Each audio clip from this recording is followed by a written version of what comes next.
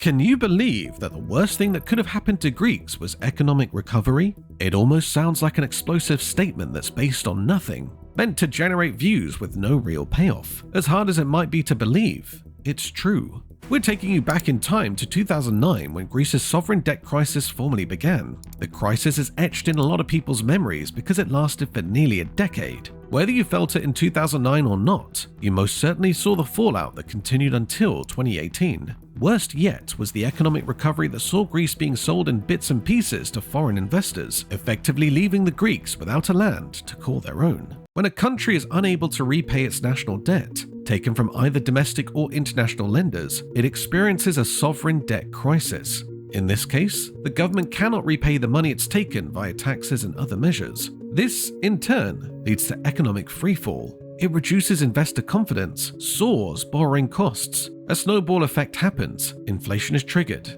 imports are made more expensive, banks will limit withdrawals, and the nation collectively suffers. In Greece's case, its sovereign debt crisis led to the country nearly exiting the Eurozone as well.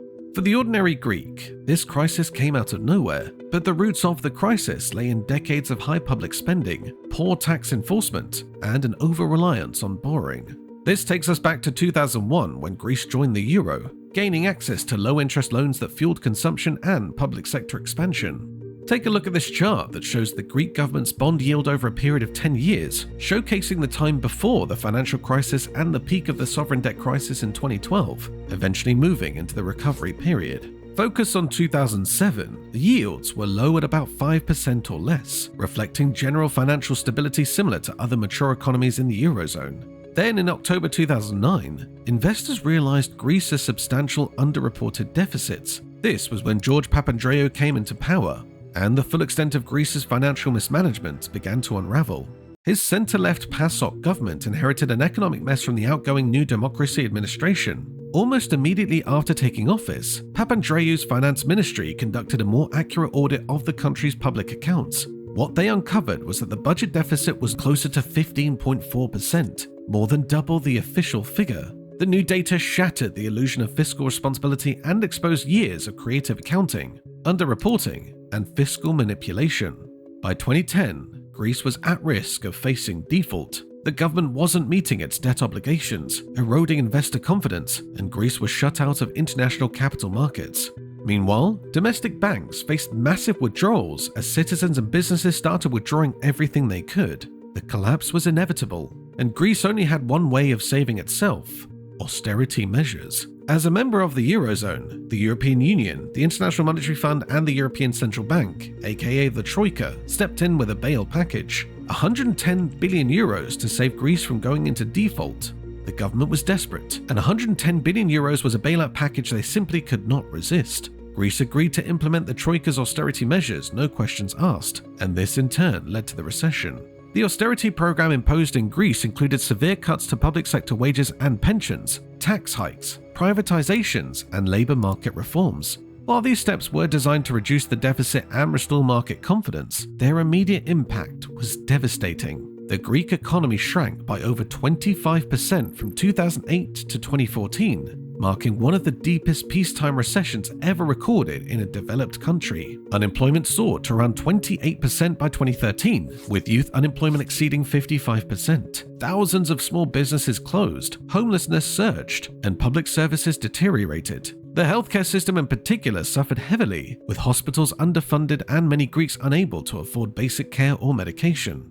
Despite these sacrifices, Greece's debt to GDP ratio continued to rise, not because borrowing increased, but because the economy had contracted so dramatically by then. Of course, people weren't happy, but the money was being spent. It wasn't like Greece could just give back the money it borrowed. Alexis Tsipras, the leader of the left-wing coalition, Syriza, came to power in 2015 on a promise to renegotiate the bailout terms. People trusted Syriza to take back control. This graph shows that 45.4% of respondents plan to vote up for Syriza, up from 36.3% in December 2014. By comparison, New Democracy had 18.4% support.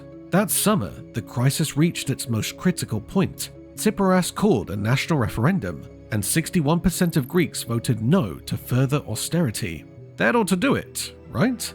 Wrong. In a strange twist of fate, Tsipras accepted a third bailout package worth 86 billion euros under even tougher terms that were accepted before the referendum. Basically, immediately after the referendum, Greece's banking system teetered on the edge of collapse. Capital controls were imposed, ATMs had withdrawal limits, lines for basic necessities grew longer. With no deal in place and no money to meet upcoming debt payments, Greece defaulted on a 1.6 billion euro payment to the IMF. It was the first developed country ever to do so. As the threat of Grexit loomed large, European leaders began openly discussing Greece's possible exit from the Eurozone.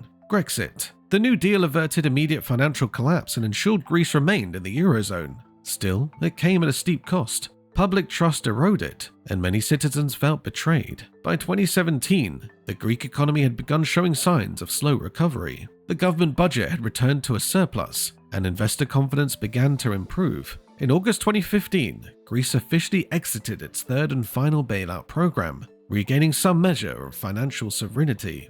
While the country was going through an economic collapse and the citizens were going through the toughest austerity measures applied in modern-day history, the steady sale of state resources was going through to foreign investors at bargain prices with little transparency at the hands of the corrupt political class. They argued, later on, that this was just a matter of economic necessity. In reality, this was a product of political decisions driven by short-term gain and a desperate effort by those in power to appease creditors. But alongside state resources, they were selling something else for cheap, practically free.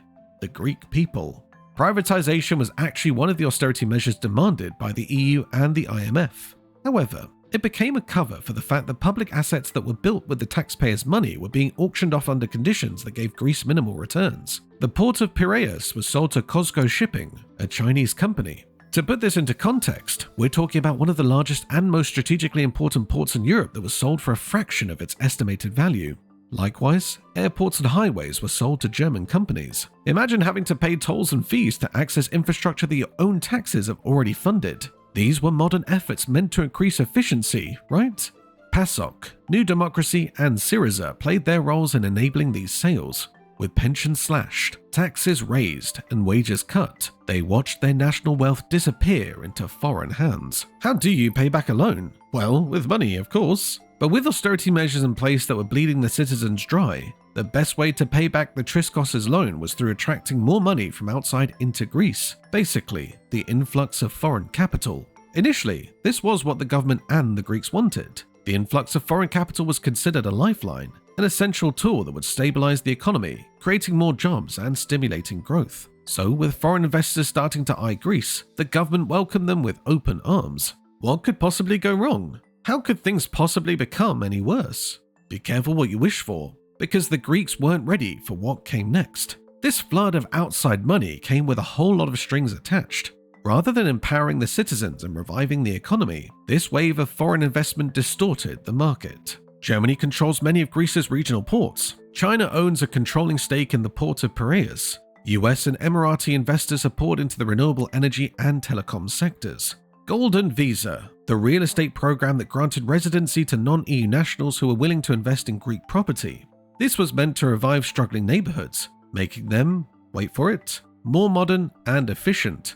Instead, this led to parts of Athens, Thessalonica, and the islands to become playgrounds for foreign investors.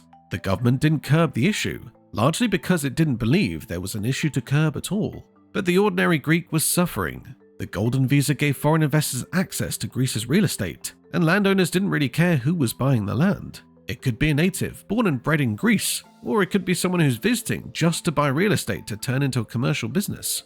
The land would go to the highest bidder, and again, Greeks were losing money because of the austerity measures and rising costs.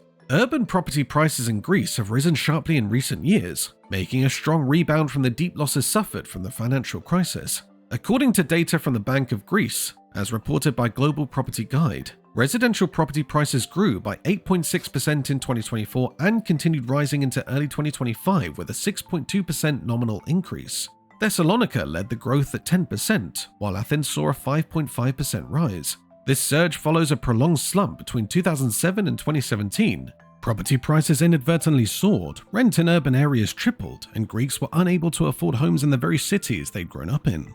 Meanwhile, thousands of apartments sat empty or serve only short-term rental markets geared towards tourists. Even in the tourism sector, which remains a key driver of the Greek economy, international hotel chains, hedge funds, and developers now dominate. They buy up coastline, acquire boutique hotels, and reshape island economies to serve high-end global clientele. The result? Traditional Greek businesses struggle to compete, and cultural heritage risks being packaged and sold as a lifestyle brand for foreign consumption. Far from fueling equitable growth, foreign capital has created a two-speed economy, one that serves global investors and another that marginalizes the very people whose labor and culture had built Greece. As billions pour in, too many Greeks are left wondering, who was the country really for anymore? Picking up from where we left off, one of the worst things that could have happened to Greece was Airbnb. Actually, the unchecked expansion of a platform that offered people places to rent out while visiting Greece. Again, this was presented as a great way for foreigners to enter the country, invest in one way or another, then leave. The problem is particularly rampant in Athens. Short-term rentals provided by Airbnb and other platforms are now outnumbering hotel rooms. In effect, these platforms, on the guise of being lucrative and a win-win for Greeks and tourists, are now transforming whole neighborhoods into business properties. In response, the Greek government initiated a crackdown and introduced new regulations. Proposed rules include banning windowless, underground or industrial space rentals and requiring all listings to meet minimum standards for natural light, ventilation, and safety. Yes, such rentals did exist, and some still do. The goal, according to Tourism Minister Olga Kefalogianni, is sustainable tourism growth, not just record-breaking tourist numbers. The government is also offering tax breaks to landlords who convert short-term rentals into long-term housing. How did it get this bad? You see, short-term rentals contributed significantly to Greece's rebuilding economy. They boosted GDP via tourism to around 13% in 2023. Yet, this success came at a cost. Rising rents and housing shortages during a cost-of-living crisis, sparking concern among residents and hotel owners. Widespread short-term rentals are displacing locals and changing the social fabric of neighborhoods, necessitating the need for stricter and more targeted policies. But will these measures be enough? Here's what someone had to say on a Reddit thread about Greece's Airbnb problem. A big problem in Greece, and especially Athens, is that it's more lucrative for ordinary homes/apartments to be rented as Airbnbs rather than renting them to locals. Unfortunately, I'm not convinced the current government in Greece will do anything substantial to stop this. Greeks broadly back Greece's attempt to rein in short-term tourist rentals, recognizing the risk to local housing. But many urge the current measures are too narrow and advocate for laws that prioritize residents, limit investor profiteering, and enforce stricter regulation. It's been several years since the financial collapse rocked global headlines. Several years after the sovereign debt crisis emerged, austerity measures were put into effect, and recovery began. The scars of the crisis, however, still remain. Public assets were sold off to foreign investors, homes were repossessed, and entire neighborhoods were emptied out. Privatization, unemployment, and mass emigration became defining features of post-crisis Greece. While tourist numbers boomed and government officials praised foreign capital inflows, ordinary Greeks bore the burden of economic hardship. By 2013, nearly 58% of Greek youth were out of work, according to Eurostat, an all-time high post-2008 crisis. Young people aged 15 to 24 have consistently faced the EU's highest unemployment rate, reaching 40.4% by May 2019. From 2008 to 2015, Greece witnessed a significant exodus of young, educated individuals with around 427,000 graduates and professionals leaving the country, a trend the Bank of Greece identified as a major brain drain. This outflow was driven by soaring youth unemployment and a lack of domestic opportunities, prompting many to migrate to countries such as Germany, the UK, and the UAE. Athens may be buzzing with tourists and foreign development projects, but for the children of austerity, it feels like their country has been repackaged and sold without them in mind.